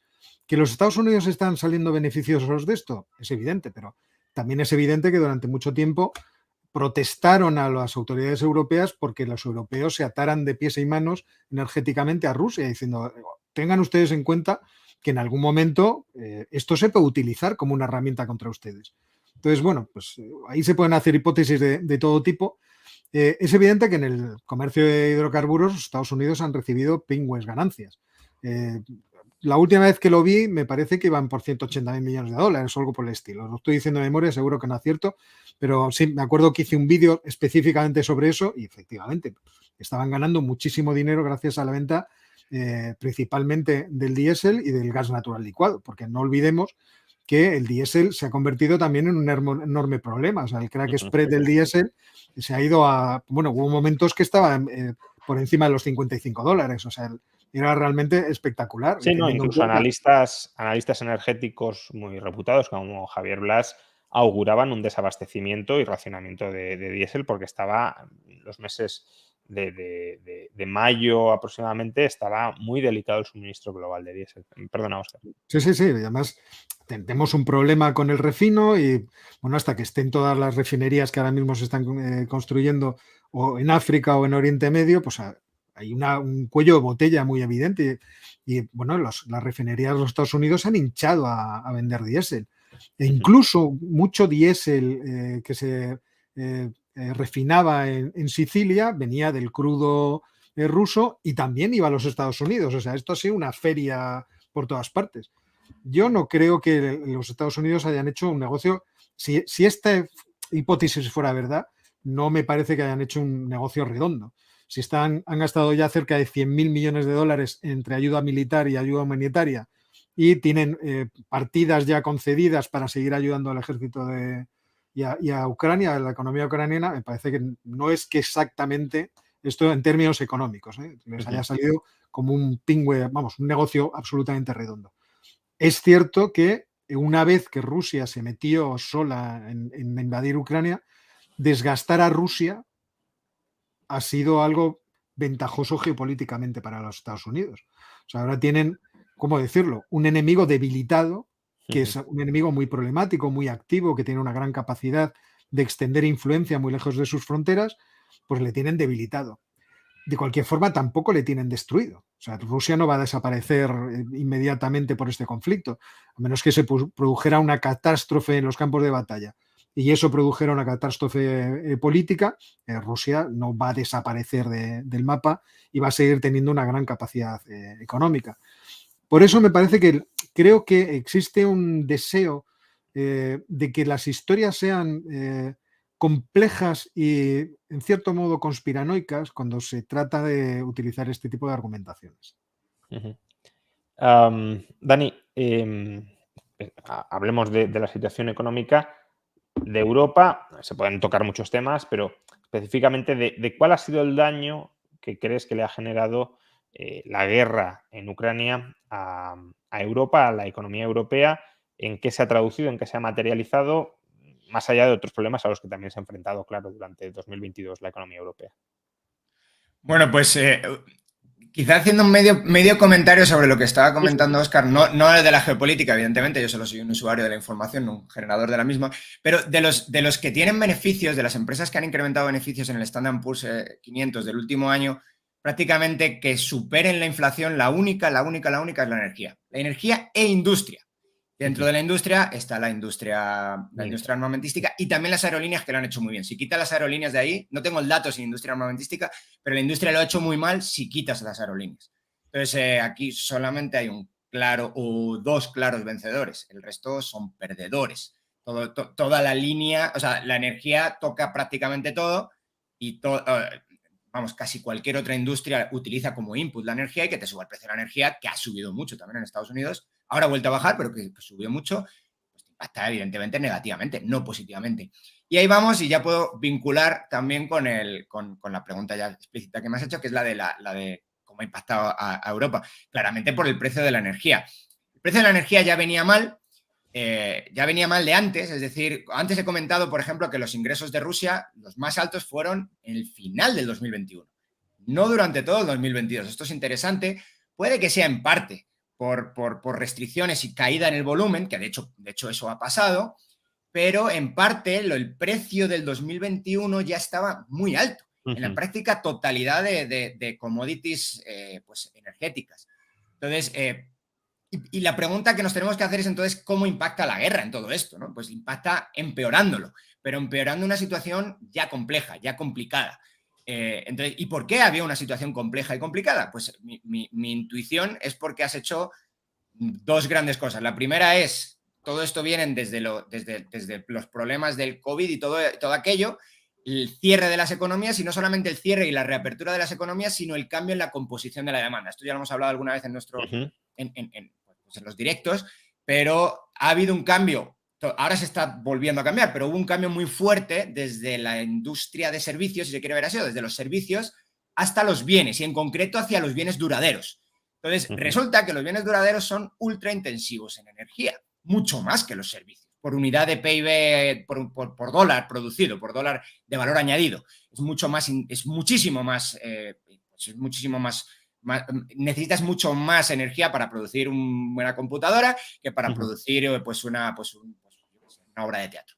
Pues la idea es que eso generó un shock muy fuerte en el mercado de energía, una demanda brutal de energía que se está ahora empezando a dar la vuelta. Es decir, la demanda de servicios está empezando a ser o a acoger a la demanda de bienes durables y no durables, pero sobre todo los durables.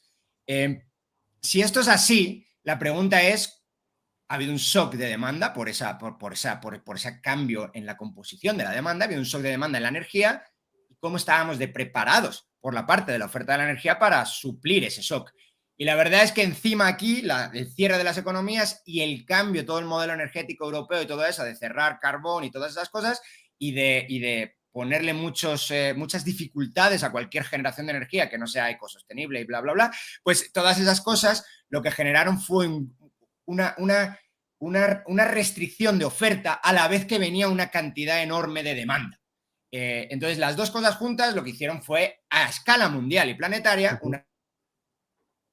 se ha vuelto a... Hoy Dani tiene... Una subida muy fuerte en el precio de los commodities energéticos, y especialmente subieron más en Europa aquellos que se pueden transportar más dificultosamente. El caso claramente pues es el del gas, ¿no? Que el del gas pues no hay una posibilidad, no es tan fácil como mover carbón en el mundo. Entonces, los diferenciales de precios en carbón pues eran más o menos, empezaron a haber algún diferencial, pero nunca se llegó a romper los mercados mundiales de carbón. Sí, ya están rotos siempre para Europa, es decir, en Europa siempre un precio de la energía del gas ya medida en términos equivalentes 5 o 6 veces lo que cuesta la energía en Estados Unidos. Es un desastre como política, energética, es un desastre siempre. Solamente que cuando te viene un shock, el desastre pues es mucho más alto. Entonces, una de las explicaciones de por qué pues la inflación ha llegado, no creo que sea la única, antes lo estábamos hablando fuera del directo. Una de las explicaciones que están encima de la mesa es evidentemente que es la energía la que está impulsando la inflación pues en la práctica totalidad del mundo, y en los sitios donde han sufrido un shock de energía menos fuerte, la inflación pues habrá subido, pero ha subido también de manera menos fuerte. Entonces, mi intuición es que todo esto se ha mezclado, los factores que vienen del 2020 en el mercado de la energía, con los de la reapertura 2021, con los de la guerra, que ya cae sobre mojado, y como comenté en mi primer comentario, básicamente con una disrupción de los flujos de los commodities energéticos, no una completa ruptura, pero sí una disrupción, y la disrupción conlleva ineficiencias económicas, y las ineficiencias económicas se trasladan a precios por subida de precios. Entonces, todo esto pues hizo bastante daño, creo, a la economía europea. Y es verdad que pues al final Alemania no ha ido tan mal como muchos estábamos augurando, yo incluido, pero desde luego es una de las economías que peor lo ha hecho en los últimos. El shock energético, como bien dice Dani, lo sufrió Europa, sobre todo, esperábamos que fuera en invierno, pero no fue en invierno, fue en todo caso invierno de 2021-2022 y en el primer semestre de 2022. Sin embargo, el segundo semestre de 2022 energéticamente ha sido relativamente bueno, sobre todo a partir de septiembre, cuando se empiezan a desmoronar respecto a los máximos de agosto los precios del gas. Y entonces el shock fue primera mitad de 2022, shock energético, pero las economías se frenaron en el segundo semestre de 2022 con un cierto retardo. La economía española, por ejemplo, prácticamente no ha crecido nada en el segundo semestre de 2022. Alemania no entró en recesión, pero el PIB sí se contrajo en el cuarto trimestre de 2022, no mucho, pero se contrajo. Y ahora, aparentemente, nos estamos encontrando con un cierto rebote de las economías europeas. España parece que está volviendo a crecer un poco, la actividad manufacturera y de servicios también está aumentando. Y podría ser, quizá, no sé, querría saber vuestra opinión, Óscar, por ejemplo, podría ser precisamente porque se ha abaratado la energía en el segundo semestre de 2022 y ahora experimentamos pues, ese efecto rebote por abaratamiento energético. Si esa es la realidad, que básicamente sería que en el primer semestre sufrimos un shock negativo de oferta y en el segundo un shock positivo de oferta, hay una segunda derivada, y la segunda derivada es que las fluctuaciones de la inflación que hemos observado en 2022 contenían mucho ruido. Ruido al alza en el primer semestre y ruido a la baja en el segundo semestre. Y quizá estemos perdiendo de vista, y me parece que eso es lo que ahora mismo está preocupando a los mercados principalmente, quizá estemos perdiendo de vista la tendencia subyacente de la inflación una vez le quitamos ese shock negativo en primer lugar y positivo en el segundo. Y quizá la inflación que parecía que estaba bajando y que ya estaba llegando a su fin, no es que esté llegando a su fin, sino que bajaba porque ha habido un shock positivo de oferta energética y por tanto se maquillaban las cifras a la baja. No sé, ¿cómo lo ves, Óscar, todo esto? No, yo es algo, realmente no lo tengo especialmente claro. Yo cuando pienso en el futuro inmediato de Europa, no veo tanto ese shock positivo de oferta que tú citas, sino un shock positivo de demanda, que seguramente es, creo yo, lo que nos espera, por ejemplo, en Europa, en cuanto se empiecen a ejecutar de forma importante los fondos europeos. También. Y que creo que eso es lo que quizá vaya a alimentar la inflación, pero teniendo en cuenta que las subidas de precios fueron tan sumamente exageradas durante estos meses equivalentes del año pasado, vamos a tener mucho ruido del efecto base en varios meses, quizá en 3 meses, y no sé yo si cuando salgamos de esos meses podremos ver con más claridad si efectivamente las tendencias que ahora mismo están ahí subyacentes y que se ven en la inflación subyacente van a ser que los precios están subiendo más de lo que nos parece o están bajando más de lo que nos parece.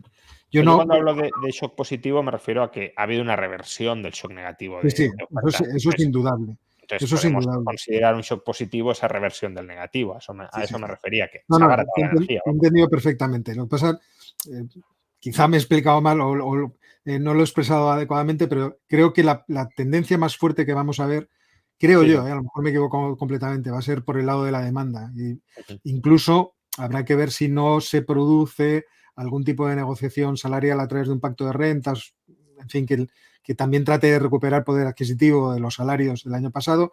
Ya veremos cómo todo esto se enjuaga. Y, bueno, la subida de las pensiones pues empezará a manifestar también ahora, ¿no? Entonces, es verdad que ahora creo yo que cuando vemos los datos de la inflación, yo no saco, no sé los que se dedican más a ver la inflación más a menudo, pero yo no saco nada en claro, teniendo en cuenta eso. O sea, tampoco me he puesto a ver cuál es el efecto de arrastre estadístico y poder hacerme una idea de qué es lo que va a pasar. Pero igual que cuando a finales del año 2021 yo apostaba porque iba a haber crecimientos de los precios, no por nada, sino por esa idea de se ha contraído de forma enorme la demanda, pero también la producción y la capacidad productiva. Hemos perdido mucha capacidad, por ejemplo, de procesado de todo tipo de productos energéticos y de generación de energía eléctrica. Y eso va a coincidir con los estímulos fiscales. Y a mí me parecía que eso era una receta para subidas de precios, seguramente entrando en 2022. No me esperaba que después nos esperaba a la vuelta de la esquina una guerra y que encima de eso iba a empujar el precio de todas las commodities de forma disparatada.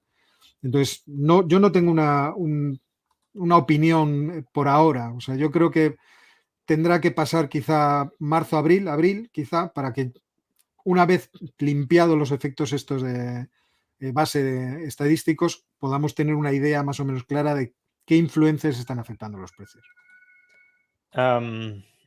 Sí, estoy de acuerdo en que a partir de abril, mayo, que además, o sea, sobre todo también cuando dejemos atrás los meses de peor inflación del año pasado, iremos viendo en qué nivel se estabiliza la inflación.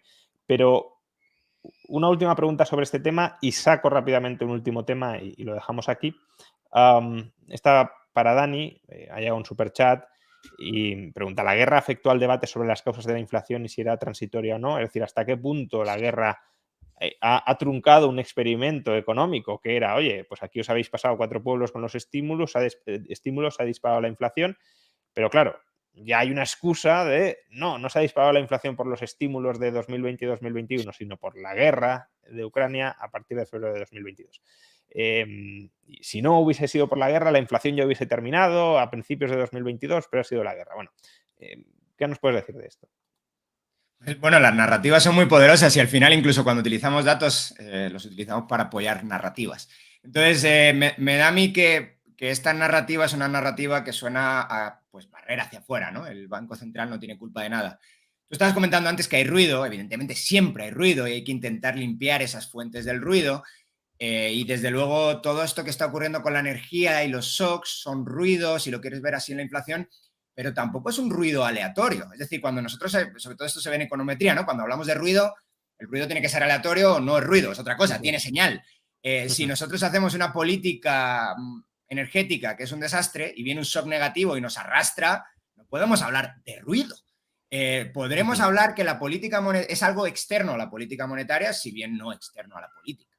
Entonces, ahora, ¿hasta qué punto la política... Sí, pero puede ser ruido para el análisis o para el entendimiento de la señal que queremos del efecto de la política fiscal y monetaria. En ese sentido sí puede ser ruido, no en el sentido de que sea algo aleatorio y que los precios no sigan ningún rumbo predeterminado, lo siguen en función de la política que se ha seguido antes, pero respecto a la política fiscal y monetaria, pues bueno, no nos informa de demasiado. Sí, bueno, pues no si consideras que no es importante para la generación, o sea, pero bueno, sí, vale, entiendo lo que quieres decir, Sí. es justo a donde iba, o sea, ¿cuál es el efecto, quitando el efecto de la política energética, que es un desastre, y cuál es el efecto de la política que ha tenido la política monetaria y fiscal? Entonces, aunque haya ruido, si quieres limpiar el ruido, lo que probablemente ha habido es una tendencia que se ha manifestado mucho más fuerte en el 2022 por el efecto de la energía y que también impacta a la subyacente, porque es verdad que la subyacente no incluye energía, pero da igual porque todo lo demás se ve impactado por la energía. Entonces, pues bueno, encontrarás 1000 trabajos académicos que te dirán, intentarán separar de alguna manera las causas de la, pues de la inflación. Ahora bien, es que lo importante ahora es que si miras cualquiera de los mecanismos que había en 2022 que podrían ser inflacionarios, yo que sé, por ejemplo, el transporte marítimo, cosas así, están baratísimos, bueno, está a niveles de 2020. Si miras el precio de la energía, pues tampoco está baratísima, pero desde luego está mucho más baja de lo que estaba en 2020. Es decir, todos esos elementos ahora deberían estar haciendo un efecto desinflacionario, lo están haciendo, pero ¿hasta dónde te llevas el efecto desinflacionario? Tendríamos que estar en deflación, si de verdad la narrativa opuesta fuera cierta. Entonces, yo sí creo que toda esa enorme política monetaria, toda esa enorme política fiscal apoyada por la monetaria, pues ha tenido un efecto muy negativo en los precios y de transitorio, pues absolutamente nada. Bueno, todo es transitorio en la vida, dentro de 10 años a lo mejor se pasará, pero transitorio después de que hayamos perdido un poder adquisitivo de un 10 o un 15% en un año. Sí, el equipo transitorio, yo creo que básicamente la tesis de 2021 era esto sin hacer nada va a revertir solo y ha habido que disparar los tipos de interés y ni siquiera así está muy claro que se haya derrotado ya definitivamente la inflación. Bueno, como ya estamos cerca de las 11:30, quiero sacar un último tema y dejarlo aquí. Antes Óscar ha dicho, una vez iniciada la guerra, igual a Estados Unidos no le beneficiaba la guerra, no ha salido beneficiado, pero una vez iniciada sí le puede interesar desgastar geopolíticamente a Rusia. Te quiero preguntar justamente por esto, ¿no? ¿Hasta qué punto a Estados Unidos le interesa convertir a Rusia en una potencia regional débil, aislada de Occidente y por tanto que se tenga que echar en manos de China como único aliado regional? Porque entiendo que a Estados Unidos a largo plazo le preocupa infinitamente más China que Rusia para su hegemonía geopolítica. ¿Tiene sentido esa estrategia de Estados Unidos? Si esa ha sido la estrategia, ¿no puede salirle mal en el medio o largo plazo? ¿Se están estrechando mucho las relaciones entre Rusia y China o no se están estrechando tanto o las relaciones que se están tejiendo son meramente coyunturales y de interés chino porque les están regalando el petróleo, por ejemplo, y porque están aumentando sus exportaciones, pero realmente no va a haber una hermandad a más largo plazo que pueda preocuparle a Estados Unidos? Coméntanos sobre esto. No sé, yo creo que China tiene un proyecto absolutamente propio en el que no necesita a Rusia como un socio prioritario. Yo no veo el mundo como algunos lo desearían. Se ha producido ahora una división en bloques y Rusia y China pues, son muy amiguitos y van juntos. Yo creo que es una alianza coyuntural exactamente igual que la oportunidad que ha visto los Estados Unidos de intervenir a favor de Ucrania es un oportunismo. O sea, yo es que no confío en la tesis de que los Estados Unidos, con una mente maquiavélica y muy superior, hayan estado detrás de las bambalinas de todo el proceso que estamos viviendo. Rusia tomó su decisión porque creía que le interesaba especialmente. Es una decisión, además, que se ha ido construyendo, en cierto modo, a lo largo del tiempo.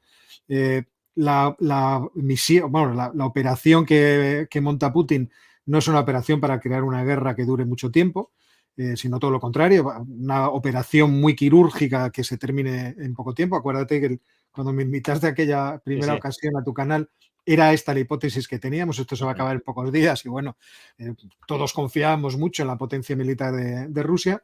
Lo que nadie se imaginaba es que efectivamente los ucranianos tenían un planteamiento de guerrillas que iba a poder contrarrestar la forma torpe, en cierto modo, a esto me refiero en términos de profesionalidad en el diseño de las operaciones que tuvieron los militares rusos.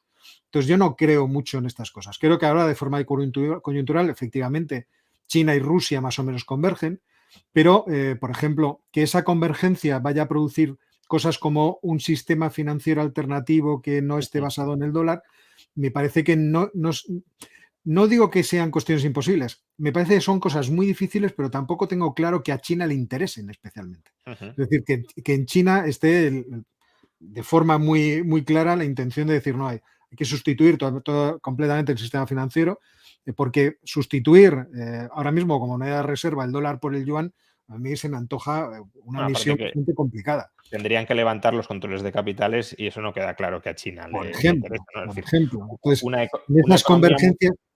Una reserva mundial de reserva basada en el yuan con controles de capitales, poca reserva va a ser, ¿no? Entonces hay muchos elementos que a mí me chocan en ese tipo de hipótesis. Es cierto que a China tampoco le interesa que Rusia implosione y se convierta en un problema, porque es un buen proveedor de materias primas, de recursos, además de que a China tampoco le interesa quedarse con partes de Rusia. Es algo que de vez en cuando se escucha, en la tentación de quedarse con Siberia. Es algo que China nunca ha tenido como interés. Ahí tiene a los rusos extrayendo en condiciones realmente penosas todo tipo de recursos y vendiéndoselos a un buen precio. No tiene ningún incentivo económico a meterse en ese tipo de problemas. Lo que pasa es sí es cierto que la pugna que existe entre Estados Unidos y China explicaría en cierto modo la intervención de los Estados Unidos en la guerra ucraniana. Me explico. La gestión de política internacional de Donald Trump rompió muchas alianzas y creó mucha desconfianza respecto de la solidez que tenía el compromiso de los Estados Unidos con diversos aliados. Y la guerra de Ucrania lo que ha conseguido es aunar alrededor de los Estados Unidos una gran alianza. Una alianza que en caso de que hubiera problemas en otra parte del mundo de forma parecida, seguramente respondería de la misma manera. Y aquí estoy pensando en Taiwán. China yo creo que tampoco tiene interés en invadir Taiwán, pero todo esto que ha ocurrido le deja muy claro que las aventuras pueden producir costes económicos muy serios. ¿Y qué necesidad tiene China de meterse en ese tipo de problemas? ¿Qué es lo que quiere China? China lo que quiere es los recursos necesarios para mantener a su población satisfecha, próspera, igual que quiere cualquier otro país. ¿Va a conseguir mejor esos resultados invadiendo Taiwán? No lo parece. Rusia, en cabeza de su presidente, ha creído que va a servir mejor a esos propósitos invadiendo Ucrania. Yo creo que se demuestra que esos propósitos no se están cumpliendo. Por lo tanto, no veo yo que para los americanos sea un especial problema. Está sacando muchas ventajas de ello. Y espero, efectivamente, que en el caso de que Rusia, bueno, pues no consiga sus objetivos, eso no creará una situación de inestabilidad política tal que, en fin, volviéramos a tener Rusia en 1991 again. O sea, esperemos que eso no suceda. Dani, para terminar, ¿cuál es la situación económica de China, ¿no? Esto se sale un poco del debate, pero también es pertinente precisamente porque si estamos pensando en estrechar las relaciones entre Rusia y China, en que China preste un apoyo muy importante a Rusia, tanto económico como militar, se ha estado hablando durante los últimos días, o incluso el debate que sacaba Óscar ahora de la posibilidad de que China esté planteándose, él cree que no y probablemente sea que no, pero esté planteándose reproducir en Taiwán algo similar a Ucrania, muchas de estas cuestiones, más allá de la propia política, dependerán también del estado de la economía. Si la economía está hecha una ruina, no parece que tengas muchos incentivos a, además, meterte en una guerra con sanciones, etcétera, etcétera. Entonces, ¿qué pasa en China, ¿no? Porque, bueno, ya hemos abandonado la política de COVID cero, pero la economía china está reflotando como se esperaba que reflotara, no hay otros problemas que ya venían de antes y que ahora están permaneciendo ahí y se están viendo con más claridad. Bueno, en esta ahora me pillas un poco fuera de juego porque me estuve preparando No te has todos estos preparado los datos, días bueno, la de pasa nada. Rusia y no he hecho la actualización de la de China, entonces pues tengo con los datos de hace un mes, así que puede ser que esté metiendo un poco la pata. Mi intuición, que es un poco la que conté aquí la última vez en tu canal, es que la economía china, sí, política de COVID y todo eso, y ahora se reabre, entonces el PMI crece y todas estas cosas, pero mi intuición es que hay un elefante en la habitación en forma de mercado inmobiliario problemático y ese mercado inmobiliario problemático está generando problemas en las regiones chinas, sobre todo en las regiones chinas, a nivel administrativo de la región, a nivel fiscal. Y a nivel también bancario en algunos casos, porque además esos bancos están vinculados a la región, o sea, es un banco público, o casi siempre es un banco público, y están vinculados a la propia región. Entonces, se genera un problema de caída en el precio de vivienda, que está cayendo muy, muy, muy fuerte, caída en el precio de vivienda, desaparición de demanda de vivienda y potenciales impagos de las hipotecas y, vamos, impagos de hipotecas, que eso sí lo están medio solucionando, eso sí, esos probablemente han tenido muy buena mano con ello, pero bueno, esos impagos de hipotecas podrían generar algún tipo, y empezaron a generar algún tipo de pánico bancario en bancos pequeños y todas esas cosas, nunca en uno muy grande, pero la posibilidad de rescatar a esos bancos es muy limitada porque precisamente los ingresos de las regiones chinas vienen derivados de la venta de tierra que se hace, que se vende, bueno, se arrienda, ¿no? Se alquila durante mucho tiempo para el desarrollo inmobiliario. Entonces, es lo que llamarías un proceso de retroalimentación negativo, ¿no? Pues muy parecido a lo que ocurrió en España a partir del 2008 o 2009. Y ese proceso de retroalimentación negativo está ocurriendo claramente a nivel de regiones chinas. ¿No? Lo comentaba el otro día Michael Pettis en un hilo bastante interesante, cómo los gobiernos locales chinos están empezando a tener serios problemas para refinanciar la deuda, o sea, para financiarse y para refinanciarse. Y claro, eso también tiene implicaciones potenciales sobre el sistema bancario, pero el origen del problema es la crisis inmobiliaria, claro. Sí, ese es el punto. La última vez que estuve en tu canal, pues sí pude darle un buen vistazo a lo que a qué está haciendo el Banco Central chino y comenté, o sea, lo siento que tener que repetirlo, pero bueno, comenté que una de las partidas que tiene el Banco Central chino, que no queda nada claro qué es, estaba creciendo bastante. Y no era la partida de préstamos al gobierno, porque eso es el préstamos al gobierno central.